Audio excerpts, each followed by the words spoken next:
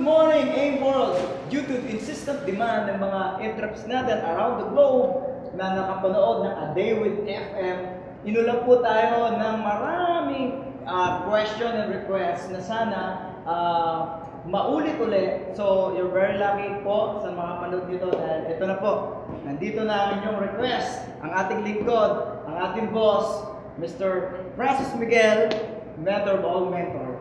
And sir, thank you very much po sa time dahil walang anuman, Roy. Ang ating mga ka-entreps sa iba-ibang bansa. And then siguro sir, bago natin umpisan yung question and answer natin. Tama. Siguro dahil nga global tayo, batiin naman natin sila, yung iba-ibang member natin sa iba-ibang bansa ng kanilang lengguwahe. Yun. Oh, eksakto. So, umpisa natin sir sa Israel.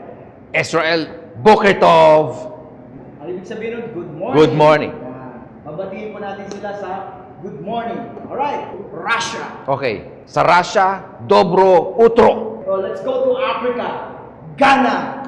Machi. Let's go to Asia. How about Japan? Oiso gozaimasu. Oh, wala kasi mas Japan. Okay. So, medyo social ng konti, sir. How about Italy? Buongiorno, Italia. Buongiorno, Italy. Okay. Nigeria. Galing ako dyan. Ibalachi, Nigeria. Ibalachi. Chino and Namdi. Namdi. Okay. Ito medyo social ng konti. France. Galing din ako dyan. Bonjour. Bonjour. France. Korea. Annyeonghaseyo. Annyeonghaseyo. Ganon. Ito sir, medyo marami-rami itong bansa. Bahala ka na kung paano pag-iisahin to. Kaya alam ko, malakas tayo dito. How about Middle East? Dubai, Abu Dhabi, isa lang yun eh. Al-Samalaikum. Al-Samalaikum. Okay, medyo punta tayo sa malapit-lapit sa Pilipinas. Okay, how about Taiwan? Gaucha, Taiwan. Sa grupo ni Adi Aka. Yeah. Sino pa yun? Si Ate Glenda. Liz, si Glenda. Marami sila doon. Galing Kumusta tayo ang doon, pangalan? sir. Galing din tayo doon. Okay sir, habang mainit-init pa ang kaping iniinom natin, siguro mas maganda umpisa natin ang mga katanungan na galing sa mga member natin sa ibang bansa. Tamang-tama kasi nag-umpisa na tayong uminom ng burn, nagsisimula na magsunog ang aking metabolism. Kaya simulan mo na yan bago matunaw ang aking mga fats. Tama. So ito sir, first question. Sir, ngayon na napakalakas na natin international like Africa, Asian countries, America, Europe, anong advantage ng mga bagong member ng AIM World ngayon? That's right, Roy. Magandang question mo. Ang AIM Global, especially yung tinayo na division ni Doc Ed lately, he called that AIM World. Ito ang senyales natin. Like this. That's right. Yeah, this is me, this is you, and this is the products. Kaya AIM World. So, Ganyan. Dapat to nakatuyo sa taas. Ayan. Ganyan. Yan ang tama. Yan. So, W. W. World. Okay?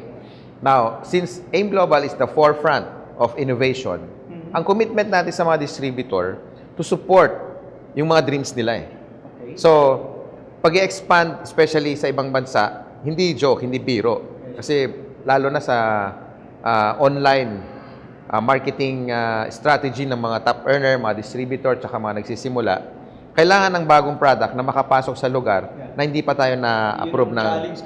Challenge madalas yung approval ng Ministry of Health, BFAD, ganyan. So, meron tayong ginawang division, which is what we call the AIM World, na every time na may sasali sa program natin, pwede ka mag-buy through credit card, Mastercard, Visa, and then, company na mismo magpapadala ng product kung saan mo gusto i-deliver. So, from pag binili nila yung products through Online. automatic, Yes. May hub tayo sa Hong Kong, saka sa Dubai. Okay. And then, mag-spread na yun sa buong mundo. So, ganun madali ngayon. Ganun nakabilis. Kasi, kailangan sabayan yung pagiging aggressive ng distributor. Mahirap kasi pag distributor na una bago nag-innovate. Kailangan mag-innovate muna tayo agad para yung distributor bago pumasok sa kantin na yon. Nakakaswerte yung mga bagong join. It's really an advantage lalo na sa mga bagong sali ngayon. Wow. God. Okay. Let's go to question number 2. Okay, Roy? Anong nakikita mo pagkakaiba ng networking noon at ngayon? Maraming advantages yung irang sa era ngayon because nung panahon namin, technology hindi advantage. Yes, sir. Bago ka makapag-invite ng prospect mo, pupuntahan mo. And physically, dapat pumunta ka. So meaning, sa isang prospect, either half day mauubos or buong maghapon para lang sa isang prospect. Na minsan, hindi na doon pala nakatira. Hindi gaya ngayon, yung technology ngayon, yung mga international o local, madali nang kontakin kasi nandyan ang cellphone, nandyan ang internet, i-online mo lang, makikita mo na sa social network, sa social sites, kung nasaan yung prospect mo. Saka experience namin, parang mas mura ngayon pag nag-network ka. Oo, konti na lang yung expenses at na-maximize yung time. Dati hindi ka maka-invite ng 500 maghapon. Ngayon, kaya na. Search mo lang yung ganitong edad sa isang lugar, padalan mo na invitation, gano'n naka-automated lahat. Kaya pala mas ngayon, maraming mabilis yumaman sa networking dahil nga sa technology. Yeah, nung time ko kasi as a networker, 20 years ago, never ko na-experience katulad nung nangyayari sa inyo ngayon. Earning 7-figure a month in less than 10 years. Kami, nung time ko, yung bago maabot ng ganyang income, probably 12 years, 15 years will take. So, take advantage ng meron technology tayo ngayon.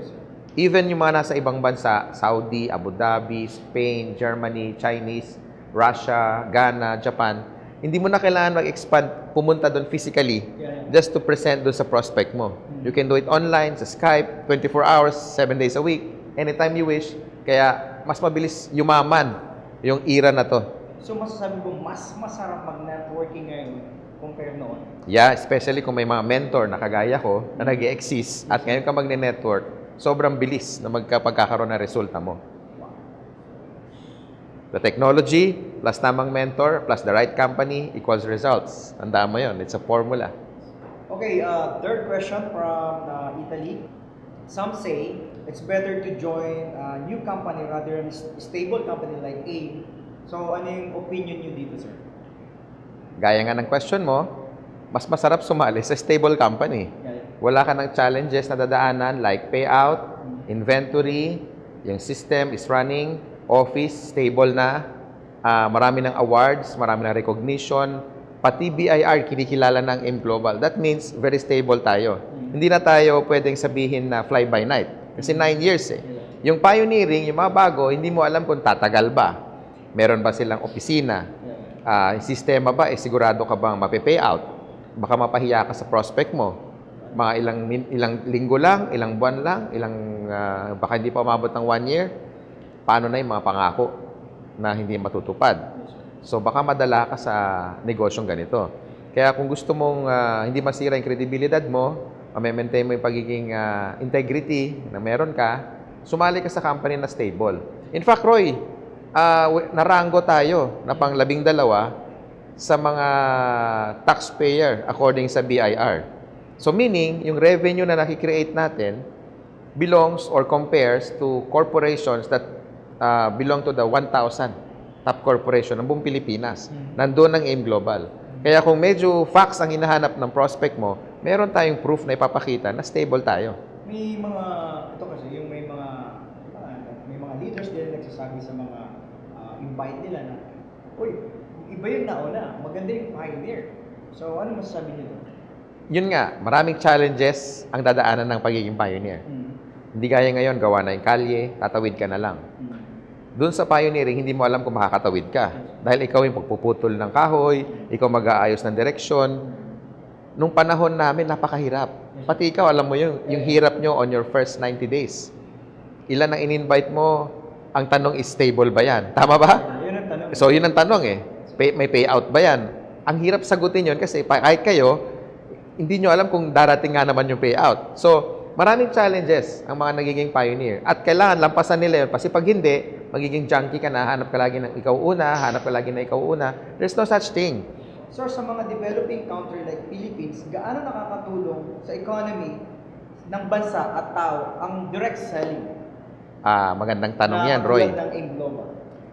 Marami tayong paraan para makatulong sa Pilipino sa pagbibigay ng trabaho, sa pagbibigay ng ekonomiya, no? Sa loob ng 9 na taon, magti 10 years na tayo, ang isa lang ang nakita ko, mas masarap ayusin yung sariling ekonomiya kaysa dedepende ka sa gobyerno, dedepende ka sa boss mo, dedepende ka sa nangyayari sa kapaligiran. Dito sa M Global, inaayos mo yung sarili mo ekonomiya. Hindi ka nakadepende sa employment. So, marami tayong members na newly grad, mga professional, mga employees na ginagawa ito part-time, na hindi sapat yung kinikita nilang sweldo sa kanilang full-time job, sinisingit ang M Global. Nga naman, kasi kung kumikita ka ng 15,000 sa sweldo mo, plus additional 15,000 din sa part-time job mo, M Global nga, at least meron kang naitatawid at na babayaran mo yung mga pwede mong, halimbawa, mga utang, mga pangmatrikula ng bata, baon araw-araw. So, for me, lalo na kung moral, ethical at legal yung negosyo mo, ang sarap niyang i-push, lalo na sa Pilipinas, na nade-develop pa lang yung country. Kasi tayo, hindi tayo naka-mindset na maging negosyante pag-graduate. Lahat tayo, tinuruan ng magulang natin para mag-aral mabuti, mag-graduate at maghanap ng stable job. Ang problema ngayon, yung nag-graduate 4 years ago, hanggang ngayon, 65% walang trabaho. Yung nag-graduate last year, sabi nung NSO, nasa 80% ang hindi nabibigyan ng trabaho. So, paano na yung gagraduate ngayon at saka yung gagraduate this coming semester? So, in short, saan papunta yan? Dalawa lang choice. Magnenegosyo, mag-empleyado. Yung iba nag-abroad. Yung iba tambay. Yung iba, well, standby. Okay? Ngayon, ito ang M Global. Marami nang sumubok, nagkaroon ng kita. Sa una, kikita, maya-maya, nagdodoble, nagmumultiply, hanggang sa maya-maya, unti-unti, nakakaipon, natutupad yung kanilang mga pangarap. So, lalo natin pinag-iigihan yung ating commitment sa mga innovation na to para lahat pa ng tao na sumasali, tuloy-tuloy yung kanilang pag-venture ng business sa atin. Saka I think, Sir Yuan, di ba lumalabas tayo sa bansa like Africa, lakas natin, Europe. So, I think laking tulong ito sa economy ng Pilipinas. Exactly. Not only incoming, pati yung ekonomiya ng tawid bansa. Katulad ng Africa, lakas natin. Yung Europe, hindi na mapigilan. Yung UAE, grabe. So, kadalasan doon, OFW muna, Filipino ang natatap. And then eventually, nagko-cross-culture. Ano ibig sabihin ng cross-culture? Katulad sa Africa, ang upline, mga Pilipino. Tapos, ang mga nagsalihan, mga Africans. Which is 100% lahat Africans. And I think, especially sa Africa, they have the same attitude meron sa Pilipino. Kasi magugulat ka, Roy, ang Pinoy, kahit saang country, pag pumunta ka, may Pinoy. Punta ka sa Saudi, marami. Punta ka ng Iran, Iraq, kahit Syria, may Pinoy. Tama? So in short, tayo ay hopeful. Willing tayo mag-sacrifice para makuha natin mga pangarap natin or may bibigay tayo sa mga pamilya natin na naiiwan sa Pilipinas. Well, ganun din na Africans. Pag umikot ka sa iba't ibang country, may makikita kang Africans. Pareho tayo ng ugali. Willing tayo mag-sacrifice para matulungan yung pamilya natin. Ganyan din ang mga Pilipino. Kaya ang ginawa naman natin, nag-design tayo ng negosyo na habang ginagawa nila yung trabaho nila sa ibang bansa, mga OFWs, meron silang additional earning na hindi na nila ipapadala yung sweldo nilang buo. Galing na dito sa M Global. Marami nang nangyayaring ganon. Yung iba, umuwi na for good. Kumikita ng malaki, 6-figure a month. So, para sa akin, ang M Global, isa siyang negosyo na hindi lang pang-lokal. Pang-tawid dagat pa. Kahit saang countries, pwede ito mag-exist talaga. Okay, galing to kay James ng Dubai. Ang tanong niya, kailangan daw po ba ng training sa business? Okay, hi James. Hi James. From Dubai. Assalamualaikum. Para sa akin, in any business, you need a mentor. Kung gusto mo mag-succeed, tama? Nasa libro yan. Kung gusto mo magtayo ng malaking mall, ang tanungin mo si Henry C., may-ari ng SM. Kung magtatayo ka ng panaderia o bakery, siyempre magtanong ka dun sa panaderia. In short, baka mali ang tanungan mo, mali sagot makukuha mo. Parang magtayo ka ng drugstore.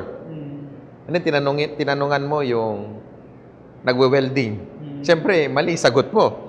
So, ganoon din sa negosyo. Kaya, training is very important. Yan ang ating backbone. Kaya nga, nag-invest tayo heavily on the training team, marketing team, tsaka speakers bureau. Why? Bakit napapadali ang negosyo ng kahit sino sumasali sa AIM. May hindi nakapag-aral, merong mga hanggang elementary lang, pero may resulta. Merong mga college degree, professional, pero pag ginawa nila yung negosyo, bakit parang andali lang? Hindi mo alam na all the while, on their first 90 days, nagtitraining sila. And this is a requirement. Talagang nire-require mo, kahit ikaw, as an upline, na drop everything when upline calls, especially pag may training. So, iba't ibang tao pinanggagalingan ng mga pumapasok dito. Kaya, baka bit-bit nila yung sarili nila ng training, hindi mag-work dito. Kailangan, let's train them the in global way. Diba? So, minsan, may mga distributors na nagsasucceed in 6 months, in 8 months, in 1 year. Depende sa training attitude niya. At hindi lang kailangan training, kailangan i-practice niya. Kailangan gagawin niya yun every day. Hindi pwedeng training lang, isip lang gagana, walang resulta yon. Kailangan may action. Kailangan may application. Oo. Kaya yan ang training. Yan ang tamang sistema. As a mentor, could you please help us to understand ang kasabihang walk the talk? Yeah. Parang practice what you preach. In short, ang hirap yata na panay, parang paano ba to? Para ka nagkukwento ng sine na hindi mo napanood. Ayun. Okay? So para ka nag-invento lang. Oo. Kaya dun sa mga distributors na bago, advice ko lang, as your mentor, huwag kayo masyado dedepende sa mga trainers na ang field nila is training lang. Because baka mamaya, nagte-train na sila na hindi na nila nagagawa. Lalo na sa atin, laging may bago, laging innovation, top of the list ni Doc Ed yan. At marami tayong information na galing din sa mga bago. So kung yung mga trainers ninyo, hindi niya ginagawa ito, baka old school masyado. So ang kinakabahan lang ako minsan, pag nag-outsource kayo ng trainer, baka yung resultang makuha nyo, hindi pang duplicable na system. So dapat, una sa upline kayo makinig na may resulta. Pangalawa, yung mga binabayaran ng company na trainers. Kasi ito talaga, AIM Global ang pinag-uusapan. And pangatlo, yung sarili mo experience, yan ang mag-e-educate sa'yo para mag-propel ka pataas. Yan ang sarili mong mentor, yung mga mistakes mo eh. Tama? So, lalo na kasi ngayon, dahil sobrang ganda na ng network marketing, marami ng mga coach, mentor, na speaker na pumapasok dito na hindi naman nila ginawa ang networking. So, yun ang isa pang nagpapabagal. Pero magagaling silang mag-talk. Oo. Sa mga distributors na nag-outsource ng training, wag kayong magulat kung bakit bumabagal yung negosyo ninyo. Kasi ang training lang para for me, based sa experience ko, is about 2 to 3 times lang a month pwede na eh. Pero kung training ka araw-araw, nasaan doon yung skills na recruitment, rejection, challenges, nasaan doon yung numbers. Oo, hindi pwedeng isang buwan nagte-training ka. Kailangan ko, natutunan mo ngayon, i-apply mo na agad para ma-retain siya sa memory mo. At pagdating mo ng time na ikaw na yung upline, ikaw na yung leader, ma-share mo ngayon yung actual experience mo. Para dun sa mga bago na dinadaanan din, kung ano yung past na dinaanan mo. So, this is very important, lalo na sa mga gustong mag-succeed. Ang tip ko sa inyo is, literally, sundin nyo yung system natin. And then, bigyan mo yung sarili mo ng mga 2 buwan. Pwede kang mag-research sa Google, sa internet, at your own convenience, lalo na sa training. Tayo, meron din tayong tinatawag na YouTube training. I-link mo lang. Pakinggan mo lang paulit-ulit. So, ang pinaka-the best experience the best education na matutunan mo sa negosyo mo is yung araw-araw na ginagawa mo yung negosyo because daily pag ginagawa mo to nag-i-improve ka dapat on a daily basis. Kaya, pag 90 days na nakakalipas, dapat magaling ka na mag-present, marunong ka na mag-lead, at marunong ka na mag-follow up, alam mo na yung mag-keep, marunong ka na yung mga basic. Yun yung mga fundamentals ng negosyo natin. Bossing, I'm earning 6-figure a month sa AIM Global. So, balak ko kasing dagdagan pa o lumaki pa ang kita ako. Okay lang po bang okay lang po bang magtayo po ako ng traditional business para may pullback po ako at may iba pang pagkakitaan? Anong may advice po sa akin? Yung kayo?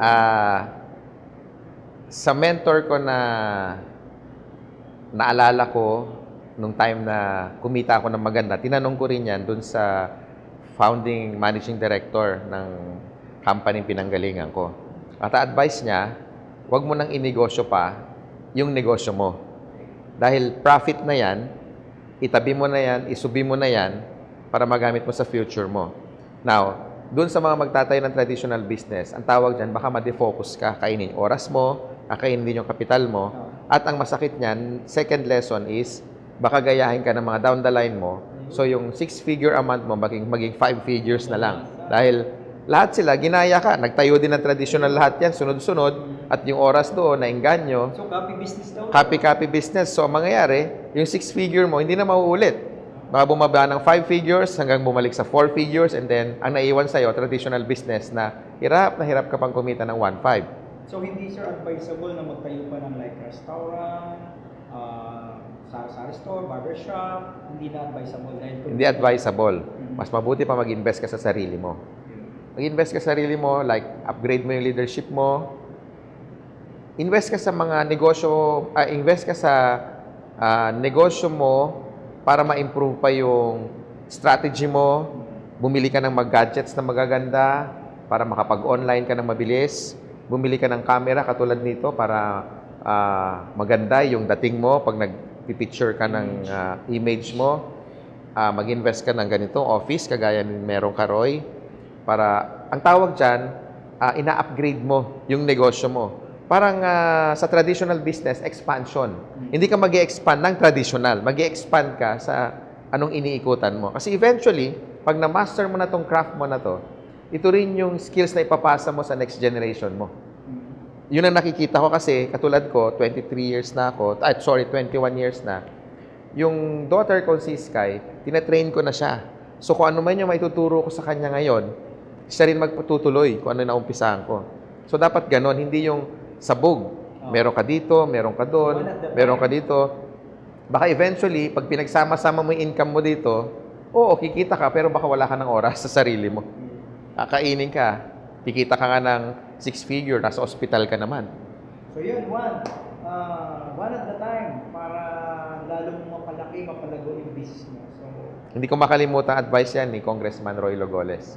Negosyo na, wag mo nang ninegosyohin kasi profit mo na yan. So, hindi tayo maniwala doon sa mga advice na kumikita ka na ng mag-diversify, dahil kumikita. Marami akong hindi, maraming ginawa yan na hindi humingi ng advice sa akin. Where are they now? Yung negosyo nila hindi nag-boom, sayang yung nagastos nila, milyon-milyon. Hirap nila kitain yung 1.5 maghapon kasi mayroong kuryente, may overhead, mayroong inventory, merong human factor. It's very risky. Headache. It's very risky. Headache, kasama na yan araw-araw. Tama. Maganda example, ikaw, Roy. Wala ka naman ibang negosyo. Negosyante po ako, sir. Negosyante ka. Marami akong traditional business. Talagang Pagod ka na, ayaw mo na. Tulak ko. Sinara mo. Ito lang. Ayaw ko na dyan. Focus ako sa networking. So, yung networking, binigay yung lahat na gusto kong kitain sa traditional. Sakto. Because you put your effort 100% in one thing. Ito yung innovation ng traditional Correct. So bakit ka pa gagamit ng old model, samantalang nandito ka na sa new model Tama, So parang sa sakyan gagamit ka ba ng 1970 na model na sakyan or 2015 model na sakyan? Tama, So dito naman siguro, question naman to ng mga bagong join o nagsisimula pa lang sa mga business. common questions. Sabi, yung medyo nagtataka pa sa natin, sa kultura natin, medyo na-amaze pa sa kultura natin. May mga tanong silang basic na like bakit daw sa atin laging pinag-uusapan yung pangarap? Mangarap ka. So bakit ba laging pinag-uusapan sa atin yung pangarap? Okay. Ang ganda ng tanong mo, no?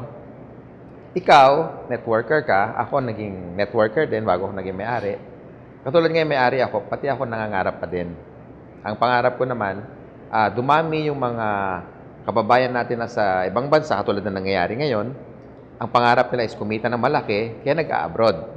Tapos pagdating doon, ang pangarap na naman nila, umuwi. Ang nangyayari, hindi nakaka-uwi kasi sapat lang yung napapadala. So, nangyayari na tumatagal sila doon ng 10 years, 20 years, 30 minsan hindi na umuwi. Umuwi man sila dito, wala silang trabaho. So, babalik uli sila doon. Ngayon, ito ang AIM Global ngayon. Bakit mangarap ka? Kasi ang pangarap niyan is kumita ng malaki, makauwi ng maaga, at makasama at mabigyan ng quality time yung pamilya nila. So, dun pa lang, isang pangarap yon. Maraming pwedeng avenue kung bakit ang mga leaders natin nagsasucceed because first rule, kung gusto mo ng pagbabago, kailangan meron kang ine-expect na kakaiba para mag-iba din yung gagawin mo. Ang tawag doon, pangarap. Ngayon, pag yun lagi ang iniisip mo, hindi lang motivated ka, kundi inspired ka. Everyday ginagawa mo kasi doon sa pangarap na yon. Okay, sir. Yung lagi namin naririnig sa inyo as a mentor, yung do whatever it takes. Pwede bang sagutin mo rin yun para sa makakapanood ng mga baguhan nating members? Ibang level kasi yung do whatever it takes. Tatlong klase. Merong susubok ako, I will try. Merong I'll do my best. At merong whatever it takes. Parang birthday ko ngayon, imbitahan kita. Pero nag-reply ka na, Sir, I will try.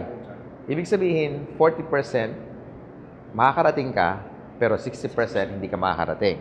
Bakit? Pwedeng umulan, pwedeng dahil baha sa inyo, malabong makakarating ka sa birthday party ko. Pero pag sinabi mong, sige sir, I'll do my best, ibig sabihin 40-60. 60% makakarating ka despite baha. Kahit umuulan, makakarating ka. Pero hindi 100%. Pero pag sinabi mong whatever it takes, bumagyo, bumahaman sa inyo, makakarating ka, whatever happens. So, tatlong klase yon. Alin ka doon? So, I think... Kaya lagi natin ginagamit yung whatever it takes. So, marirelate natin to sa mga dreams. Sa mga dreams. Sa commitment ng isang tao sa buhay. Oo. So, do whatever it takes. Do whatever it takes. Walang room for excuses.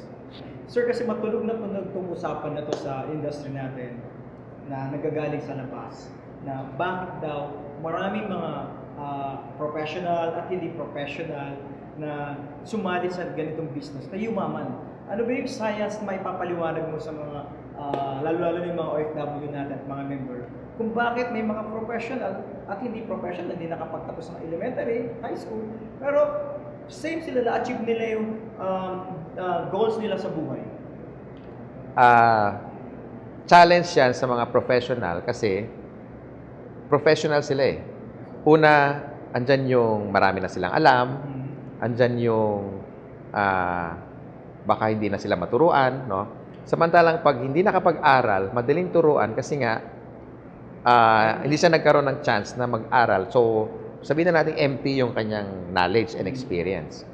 Mabilis mag-succeed itong mga taong to kasi pag may tinuro ka, gagawin agad. Hindi kaya pag professional, mag-iisip muna bago gawin. So, napaparalyze. Pero bakit? Thinker, diba? Oo, thinker. So, instead na doer, yung isa, doer without thinking. Kaya yumayaman din. However, over the last 9.5 years, sama-sama na. May doktor, may mga engineer, may lawyer, merong mga politician, at meron ding hindi naman nakapag-aral. How come nag-iisa na lang yung kumpas? Ibig sabihin, meron tayong sistemang sinusunod. Lamang ka nga lang pag hindi mo pinairal yung pagiging professional mo. Ang thin line between those professional and unprofessional is pride. Pag mataas yung pride mo dito, ayaw mo po na seminar, ayaw mo makinig sa mga hindi nakapag-aral, matatalunin ka ng isang hindi nakapag-aral kasi bukas gagawin niya na kung ano yung mga sinasabi sa tinuturo natin. Hindi ka na professional, mag-iisip. Oo, mag-a-analyze, i-correct yung grammar mo, yung mga intonation mo mali. So, the more na ginagawa mo yon, napapabagal ito sa negosyo mo. However, may mga professional naman tayo, kagaya ni Doc Ed.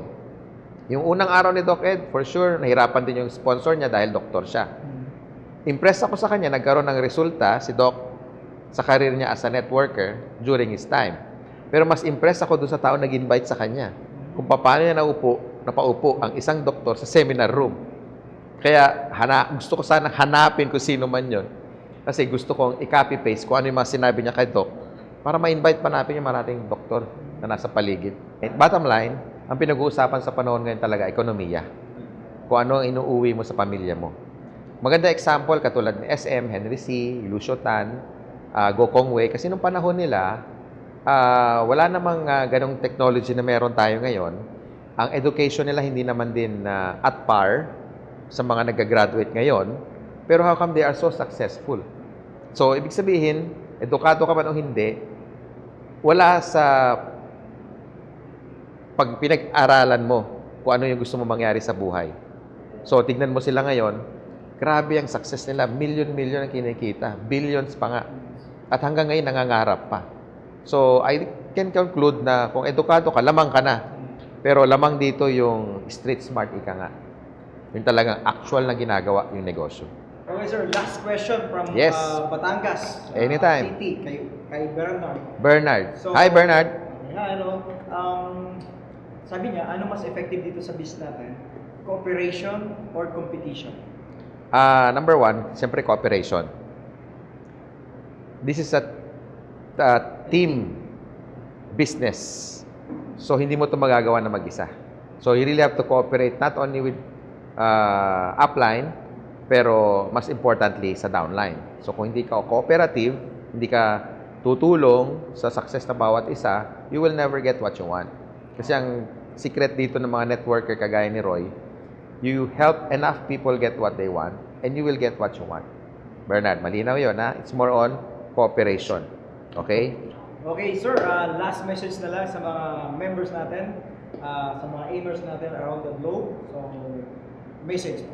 Sa mga future leaders na magli-lead ng malaking organization, if I were to choose between strategy and values, I go for values.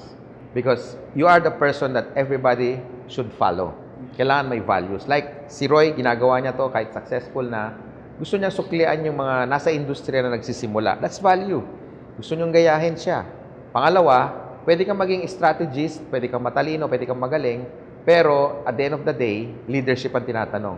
Anong gusto mo? Madiskarteng leader, pero walang puso? O isang taong maraming values na masarap gayahin? I go for values. Okay, sir. We're done. Pero medyo malamig na yung kwarto. Medyo kailangan nating lumabas at pumunta doon sa may fireplace. Medyo malamig dito sa labas. Nag-iado na. Last na lang talaga. Kasi request pa rin talaga to ng mga viewer natin. How about M-Word? Okay. Roy, kaka-launch lang ng AIM World officially kahapon. Last Sunday, sorry. In fact, Doc Ed ngayon, as we speak, nasa Dubai siya kasi pinapatent niya yung mga products natin sa Dubai Research Center, Science Center. Meaning, this will be a world-class topic. There will be an explosion that's going to happen kasi hindi siya pangkaraniwang product. Kakaiba siya na kahit ako gusto ko na nga gamitin eh. And in shaping your future, especially wealth ang pag-uusapan, dapat hindi ka magkakasakit. So, kailangan mo ng disease prevention, kailangan mo ng healthy options mo, food supplement, kailangan kumakain tayo ng tama. Kasi itong gagawin natin for the next 3 years, talagang we're gonna conquer the world. Kaya nga AIM World. Kaya AIM World. So, everybody is excited about it. Kahapon na nasa MOAF Arena, lahat ng mga taong lumalabas, ito na yung pinag-uusapan, kailan ba yan? Gusto na namin i-try yan? Pwede na bang bumili? Asan na? Ngayon na? So, nakaka-excite. Kasi not only that ikaw mismo, mafe-feel mo yung income mo, magdodoble, triple yan. Okay? Kasi yun eh. Papasok tayo ngayon sa iba't ibang country na medyo nagkakaroon tayo ng challenge when it comes to Ministry of Health. Ito, door-to-door delivery. So, talagang lahat ng tao makakagamit nito. Kaya we're all excited. So, ibig sabihin dito, sir, hindi lang M-World. Triple your income. Triple your income. Kaya 1, 2, 3. Tama. Kaya ngayon, mangarap ka na ng country bubuksan dahil seamless na to. Walang makakapigil sa'yo rito. Borderless, exactly. Oo. At ang delivery partner natin dito, hindi ako nagkakamali, DHL. DHL or yung isa pa? FedEx. FedEx. Yan. Yun ang delivery partner natin. FedEx. Alright, sir. Salamat sa time at sa pag-paunlak niyo sa amin. Walang problema. Basta ikaw, Roy, Siguro anytime. masusunod pa ito, magkakaroon pa tayo ng Day 3. Magandang umaga sa inyo lahat. bonjour. Bonjour. Bye-bye. Ibulachi. Habari sa Asubuhi. Dobro utro. Ciao. Russia. Ciao. Good morning. Bye-bye.